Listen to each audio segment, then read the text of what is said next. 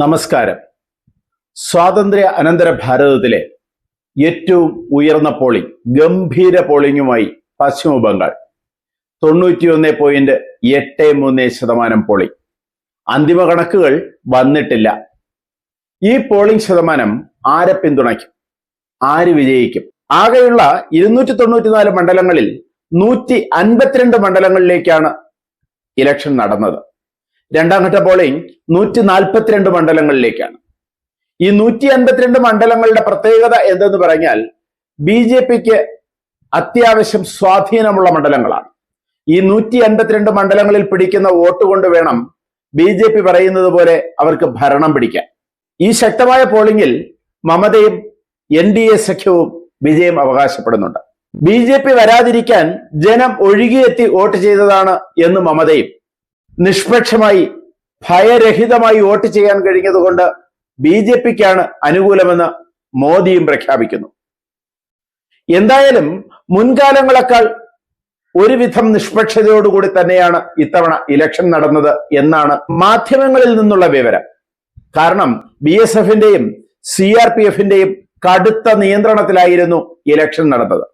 എന്നാൽ കേന്ദ്രസേനയെ ഉപയോഗിച്ച് ജനത്തെ ഭീഷണിപ്പെടുത്തുകയായിരുന്നു എന്ന ആരോപണം മമത ഉന്നയിക്കുന്നുണ്ട്.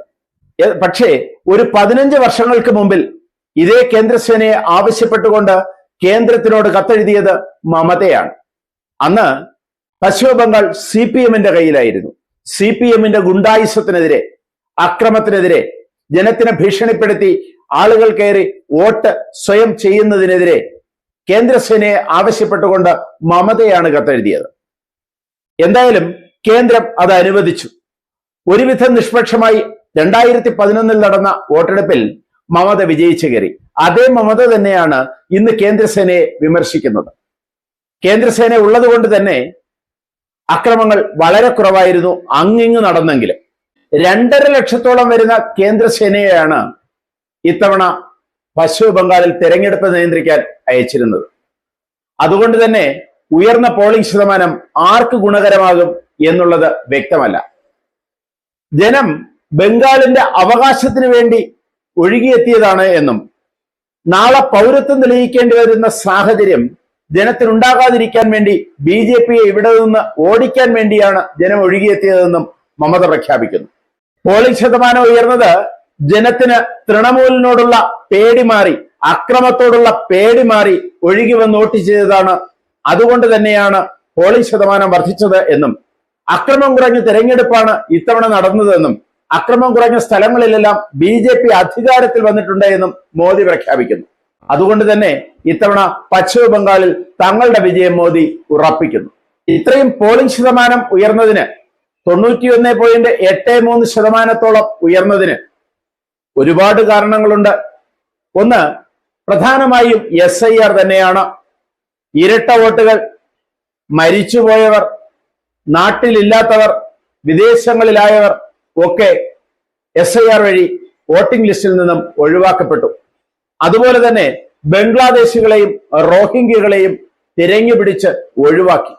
അങ്ങനെ വന്നപ്പോൾ വോട്ടേഴ്സ് ലിസ്റ്റിൽ ആളുകളുടെ എണ്ണം കുറഞ്ഞു.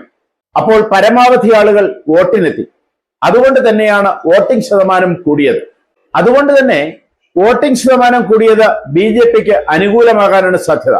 മാത്രമല്ല, ന്യൂനപക്ഷ വോട്ടുകൾ, മുസ്ലിം വോട്ടുകളുടെ വിഭജനമൊക്കെ BJPക്ക് അനുകൂലമായി വരാനാണ് സാധ്യത.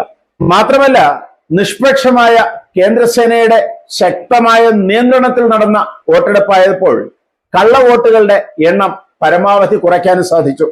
അങ്ങിങ്ങ് ചെറിയ ആക്രമണങ്ങളും കല്ലേറുകളുമൊക്കെ ഉണ്ടായി എങ്കിലും പൊതുവെ സമാധാനപരമായിരുന്നു പശ്ചിമ ബംഗാളിലെ വോട്ടിംഗ്. ഇരുപക്ഷത്തിനും വിജയം അത്രത്തോളം നിർണായകമാണ്. കാരണം ഒരിക്കൽ പുറത്തു പോയാൽ 15 വർഷത്തെ തുടർ ഭരണത്തിന് ശേഷം 4ാമത്തെ തുടർ ഭരണത്തിന് ശ്രമിക്കുന്ന മമതാ ബാനർജി ഒരിക്കൽ അധികാരത്തിൽ നിന്ന് പുറത്തു പോയാൽ പിന്നെ ഒരിക്കലും തിരിച്ചു വരാനുള്ള സാധ്യത ഇല്ല തന്നെ. അതുപോലെ തന്നെ BJPക്ക് ഏറ്റവും ശക്തനായ എതിരാളികളിൽ ഒരാളാണ് മമത. മമത പശ്ചിമ ബംഗാളിൽ തോക്കേണ്ടത് BJPയുടെ ആവശ്യമാണ്. പശ്ചിമ ബംഗാളിൽ മാത്രമല്ല, ലോകസഭയിലും BJPക്ക് അത് അത്യാവശ്യമായ കാര്യമാണ്. അതുകൊണ്ട് തന്നെ ശക്തമായ പോരാട്ടമായിരുന്നു പശ്ചിമ ബംഗാളിൽ നടന്നത്. റിസൾട്ട് മെയ് 4-ാം തീയതി.